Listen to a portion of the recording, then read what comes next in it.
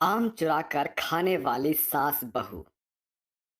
चारों तरफ आम ही आम के ढेर हैं और वहां महारानी की तरह टीना और कविता पसर कर आम खा रहे थे।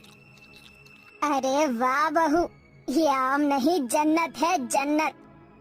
अरे माँ जी, आप डायलॉग गलत बोल रही हो। ये आम नहीं अमृत है अमृत, और ये जगह है जन्नत। हाँ, तूने बिल्कुल ठीक कहा, ये अमृत है। अरे कितना तरस गए थे हम दोनों इसके लिए। अच्छा है आम खाने के लिए मिल गए। देख तो सही कितने रसीले हैं, मैं तो और खाऊंगी। बिल्कुल माँ जी, मेरा तो मन कर रहा है कि ऐसे ही चूस कर आम खाऊं। जूस बनाने की भी जरूरत नहीं है। अरे मेरी थाली के आम तो सारे खत्म हो गए। ला बहू, तू मुझे अपने आम दे दे। आम के मामले में मैं किसी को नहीं जानती माँ जी, मैं अपने आम किसी को नहीं दूंगी। आपके पीछे इतने सारे आम हैं, उनमें से ले लीजिए। तभी सास बहू में आम के लिए लड़ाई हो जाती है। इतनी धक्का मुक्की होती है कि कविता हकीकत में करवट लेते ही गिर पड़ती है और नींद में बड़बड़ाती है। अरे बहू, तू मुझे मेरे आम क्यों नहीं दे रही है? देना, क्यों छीन रही है? ये मत भूल कि मैं तेरी सास हूँ। दे मुझे आम। तभी बहू कमरे में आकर कहती है, अरे माँ जी, आप जमीन पर नागिन की तरह लेट कर क्या आम आम चिल्ला रही हो? अगर आप नागमणि नागमणि चिल्लाती तो मुझे समझ भी आता। अरे माँ जी, अभी भी उठ नहीं रही। अरे माँ जी, उठ जाइए, लगता है पानी ही डालना पड़ेगा। तभी बहू अपनी सास के ऊपर थोड़ा सा पानी डाल देती है और सास एकदम से उठकर कहती है, अरे बाप रे मेरे आम! बहू, ये क्या हरकत की है तूने? माँ जी, मैं कब से आपको जगा रही हूँ, लेकिन आप सुन ही नहीं रही। मुझे मजबूरन ऐसा करना पड़ा। ये जमीन पर लेटकर आम आम क्यों चिल्ला रही थी? क्योंकि तू मुझसे सपने में आम छीन रही थी। जानती है हमारे आगे पीछे कितने सारे आम थे। अरे आम के पहाड़ में बैठे थे हम दोनों, फिर भी तू लड़ रही थी। मुझे आम खाना है, कब से बोल रही हूँ पुनीत से, लेकिन वो सुनता ही नहीं है। वही तो माँ जी, मैंने भी उनसे बोला था कि आम ले आओ।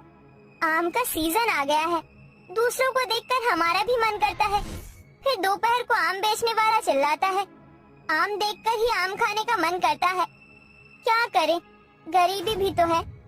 खैर, आप हाथ मुंह धोकर खाना खा लीजिए। हाँ हाँ, आती हूँ। ऐसा कहकर कविता नहा धोकर आंगन में आ जाती है और पड़ोसन दोनों हाथ से भरी हुई आम की पन्नी लाकर कहती है, अरे ओ कविता, देख मैं कितने सारे आम लेकर आई हूँ। भाई, आम का सीजन है। आम कितने भी महंगे हो लेकिन मन को नहीं मार सकते। तू क्यों नहीं ले रही? तेरे भी तो पसंदीदा है। मैं ले लूंगी, तू क्यों मुझे बोल रही है? वैसे क्या भाव दिया आम?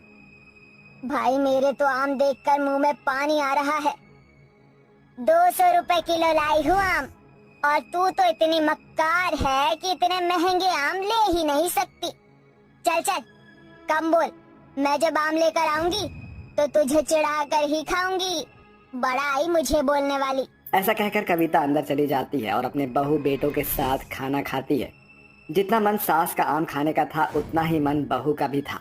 तभी वो अपने पति से कहती है, गर्मी आ गई है, आम बिक रहे हैं, दिला दीजिए ना। कुछ नहीं तो आधा किलो या फिर 50 रुपए के ही दिला दीजिए। एक आधा आम चख तो लेंगे। बहुत मन करता है आम खाने का, दूसरों को देखकर। हाँ बेटा, दिला देना, बस एक बार पैसे दे दे, फिर हम नहीं मांगेंगे। माँ कितनी बार बोलूं मैं आपको, हाँ? और तुम्हें अलग से कहूँ क्या टीना? तुम जानती हो ना मेरी मजदूरी चंद पैसों की है, जिससे हम 2 वक्त का खाना ही मुश्किल से जुटा पाते हैं। अगर आम लेने जाऊंगा तो 2 दिन भूखा रहना पड़ेगा और उसके साथ घर का खर्चा भी तो निकालना होता है। और आम ही तो है, क्या पहले कभी खाए नहीं है? अरे थोड़ा सब्र कर लो, अगले साल खा लेंगे। आपके आम के लिए मैंने अलग से मजदूरी भी करनी चाहिए, पर मालिक ने मना कर दिया। आखिर मुझे घर का राशन पानी देकर ही तो चलना होगा ना। सही कह रहा है, लेकिन आम खाने हैं बेटा। खैर छोड़ो, ज्यादा बोलना ठीक नहीं है।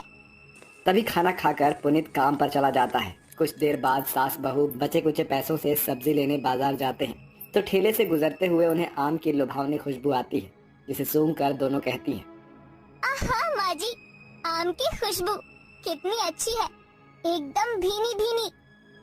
हाय बहू, खुशबू तो इतनी अच्छी है आम की कि अभी खा जाओ। मेरे मुंह में से तो पानी निकल रहा है।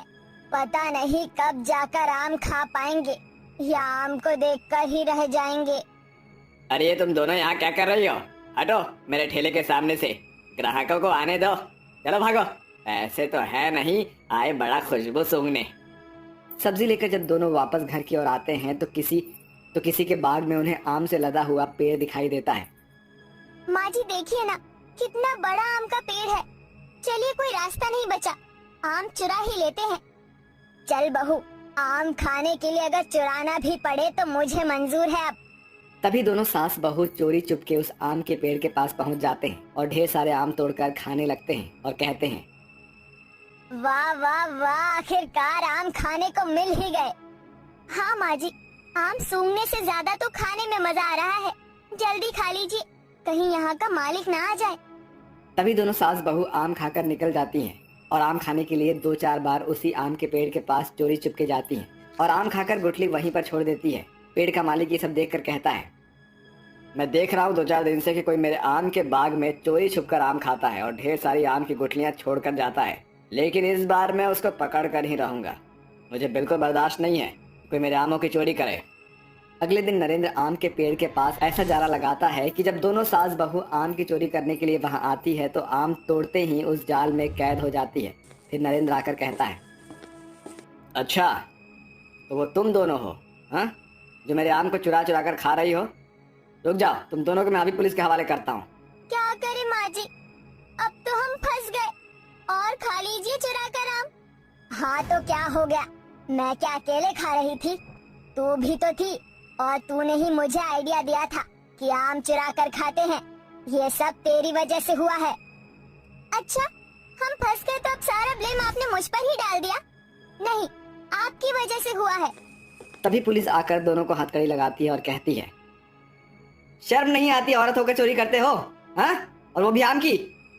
अरे कोतवाल साहब, आप तो ऐसे कह रहे हैं कि सोना चोरी कर लिया हो।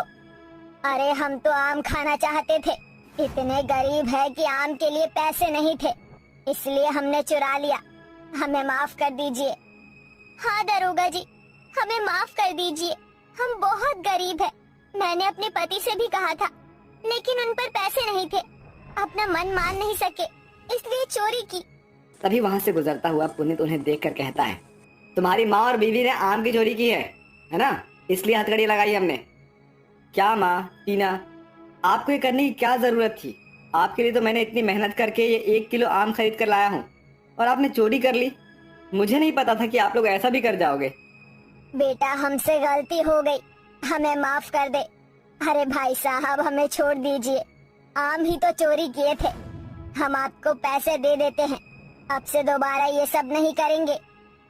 हाँ अंकल जी, हमें माफ कर दीजिए, अब से हम बिल्कुल चोरी नहीं करेंगे। पुनीत जी मुझे माफ कर दीजिए।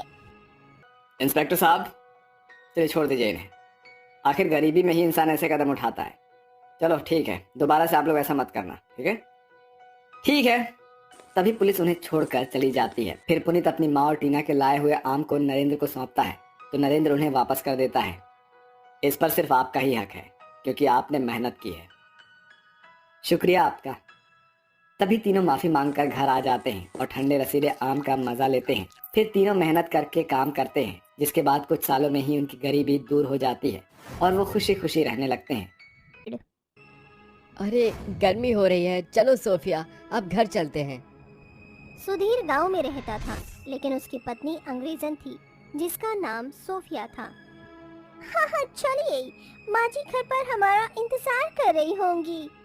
रास्ते में सोफिया को आम का बगीचा नजर आ जाता है। बेबी वहाँ देखो, कितनी सारे मैंगो लगे हैं, मेरा मैंगो खाने का बहुत मन कर रहा है, क्या तुम मेरे लिए वो मैंगो लेकर आओगे? अरे अरे सोफिया, तुम्हें नहीं पता ये बगीचा किसी और का है, अगर उसके मालिक ने हमें देख लिया तो हमें धो डालेगा। लेकिन मेरा तो बहुत मन कर रहा है बेबी, तुम यहीं रुको, मैं लेकर आती हूँ मैंगो।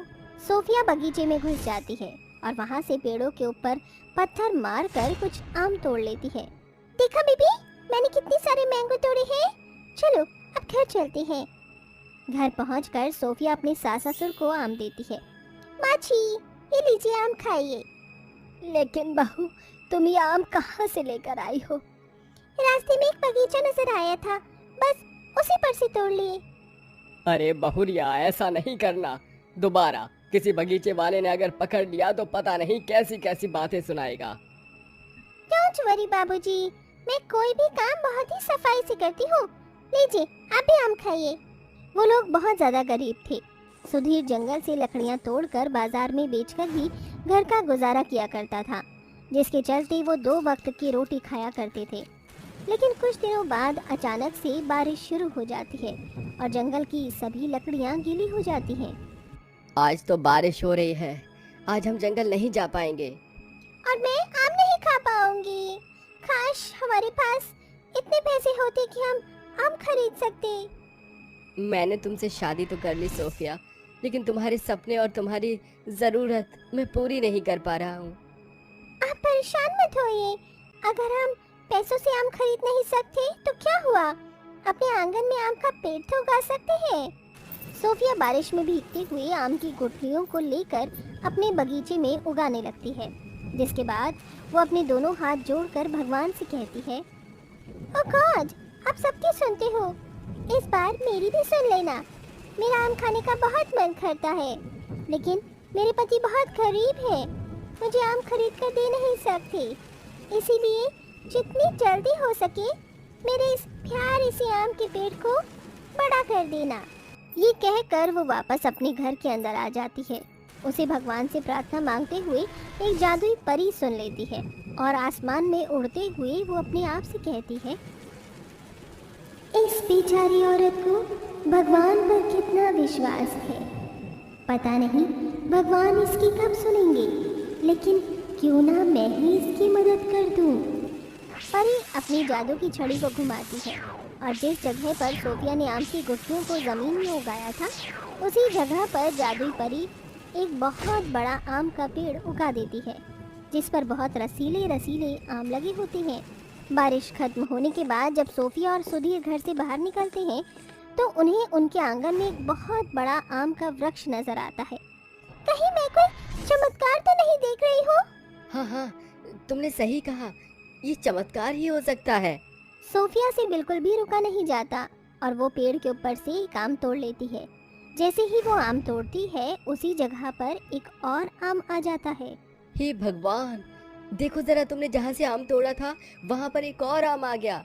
इसका मतलब ये कोई मामूली पेड़ नहीं बल्कि जादुई पेड़ है। लगता है गॉडफादर ने मेरी विश को पूरा कर दिया और हमारे घर के बाहर एक जादुई आम का पेड़ उगा दिया। सुधीर उन आम को देखकर कुछ सोचने लगता है। वैसे अगर मैं चाहूँ तो इस पेड़ के ऊपर से आम तोड़कर बाजार में बेच सकता हूँ और उससे मैं पैसे भी कमा सकता हूँ। तभी सावित्री और मोहन आ जाते हैं। आम का पेड़ देखकर वो भी हैरान रह जाते हैं। बड़ा और पीले पीले आम का पेड़ लगता है, ये भगवान भी हमारा साथ दे रहे हैं। सुधीर एक टोकरी लेकर आता है और उसके अंदर वो आम तोड़ कर रख देता है, जिसके बाद वो उन आम को बाजार में जाकर बेचता है। साथ में सोफिया भी लोगों को आम खरीदने के लिए कहती है, आइए आइए, हमारी दुकान पर आइए, ऐसे ताजे रसीले आम फिर कहीं भी देखने को नहीं मिलेंगे। आइए आइए और इन रसीले आमों का मजा लीजिए। कुछ ही देर में वहाँ भीड़ इकट्ठी हो जाती है, जिसके चलते शाम तक उनकी अच्छी खासी बिक्री होती है। आज तो बहुत अच्छी कमाई हुई है। बोलो सोफिया, तुम्हें क्या चाहिए? मैं आज तुम्हें वही दिलवाऊंगा। मेरी ये साड़ी बहुत पुरानी हो गई है और जगह जगह से फटी भी है, क्या तुम मुझे एक नई साड़ी दिलवाओगे? सुधीर एक बहुत प्यारी और सुंदर साड़ी खरीदकर सोफिया को दिला देता है, जिसके बाद वो दोनों घर पर आ जाते हैं। उस दिन उनके घर पर बढ़िया पकवान बनते हैं और सभी लोग पेट भर कर खाना खाते हैं। अगले दिन जैसे ही सवेरा होता है, सुधीर फिर जादुई पेड़ के ऊपर से आम तोड़ता है। जितने भी वो आम तोड़ता है, वो सारे आम वापस से उस पेड़ पर आ जाते हैं, जिसके बाद सुधीर और सोफिया दोनों ही सारे आमों को बाजार में बेच देते हैं, जिसके चलते उनकी अच्छी खासी कमाई हो जाती है।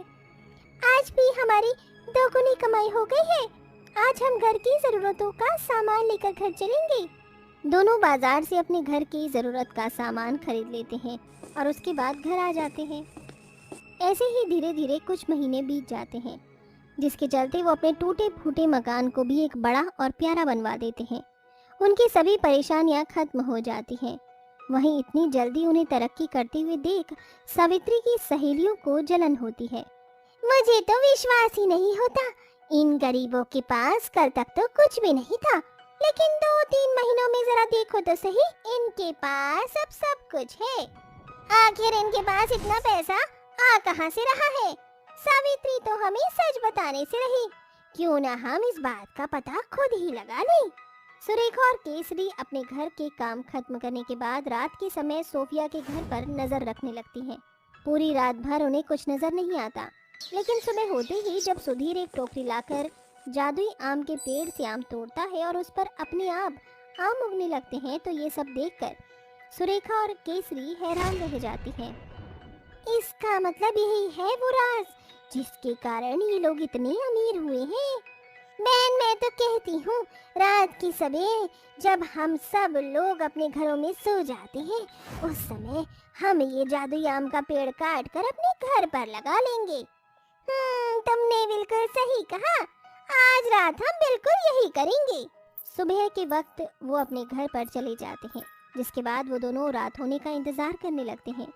रात होते ही जब सभी लोग सोते हैं तो वो दोबारा से सोफिया के घर पहुंच जाती हैं और उस जादुई पेड़ को आरी से काटने ही वाली होती हैं, लेकिन सोफिया उन्हें देख लेती है और पूरे घर को जगाकर उनके पास ले आती है। तुम्हारी हिम्मत कैसे हुई हमारे आम के पेड़ को काटने की? सोफिया और उसके परिवार को देखकर सुरेखा और केसरी घबरा जाती हैं। हमें माफ कर दो, हमसे गलती हो गई। हमने लालच में आकर इस पेड़ को ही काटना लाजमी समझा, लेकिन तुम हमारी ये बात गांव के किसी को मत बताना, नहीं तो हमें गांव से बाहर निकाल दिया जाएगा। अरे बहनों, अगर तुम्हें आम चाहिए थे तो हमें ऐसे ही बता देते, हम तुम्हें ऐसे ही आम दे देते, इसमें चोरी करने की क्या बात है। सुधीर फौरन 2 टोकरी आम भरता है। इसके बाद वो सुलेखा और केसरी को आम की टोकरी दे देता है। जितने चाहे उतने आम आप रोजाना यहाँ से ले जा सकती हो, हमें कोई आपत्ति नहीं है। केसरी और सुलेखा शर्मिंदा होकर वहाँ से चली जाती हैं। वहीं दूसरी तरफ सुधीर और सोफिया आम से कई गरीब लोगों की मदद भी करते हैं और एक फैक्ट्री खोलकर गरीब लोगों को उसमें नौकरी भी देते हैं। ऐसे ही उनकी जिंदगी खुशहाल तरीके से चलने लगती है।